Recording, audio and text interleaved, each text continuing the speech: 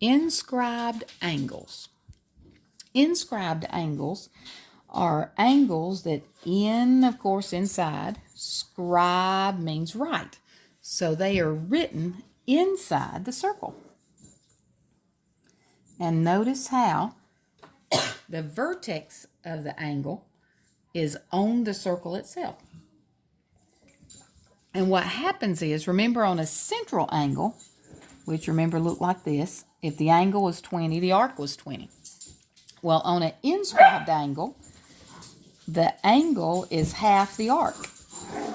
So if the angle's 30, the arc is 60. If the arc is 100, the angle's 50. So they're always half. As long as it's literally on the circle, the angle is always half of the inscribed arc. Okay, let's say they try to get a little weird because you know they're typically going to do that. Let's say the figure looks something like this, and I'll put a 1 and a 2 there. And let's say this is 50. Well, let's say they wanted to know what's angle 1 and angle 2. Well, ignore all this. So if that's 50, angle 1 is actually just half of it. So 25.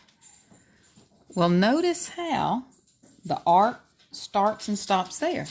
Well, notice how angle 2 also starts and stops on the same place and is also on the circle or a true inscribed angle.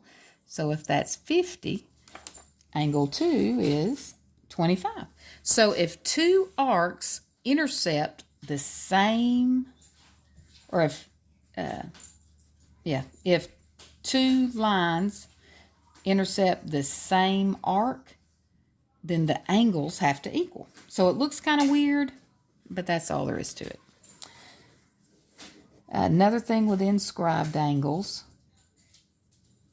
is kind of interesting is opposite angles. If it's an inscribed quadrilateral, in other words, all four angles on the circle, if it's an inscribed quadrilateral, opposite angles will always add up to 180.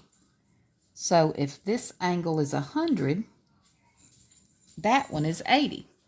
And I know some of you might be like, how does that work? Well, think about it. This one, if I were to just draw this part of the figure, if this is 100, all of this has to be 200. Well, now let's do the same thing from the other side. If this side is 80, all this would have to be double that, or 160. So looky there. 160 and 200 add up to 360. And since that's the outside and those are inscribed, if you divide by 2, 180. Now, you don't know anything about this pair, so unless they give you one of those, you can't find it. However, if they said like, ooh, this is 70, then you could say that angle's 110.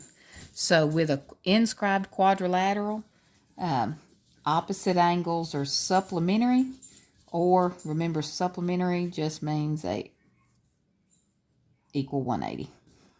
And that works every single time. And last but not least, these look weird. They're actually not. What about this one? If I have a tangent and a secant or a chord coming through, notice how this is actually the same thing as that, except it looks like it was kind of pushed over. So if this angle right here is, let's say, 32, that means this intercepted arc right here is 64. Now, what about, I'll put a D there.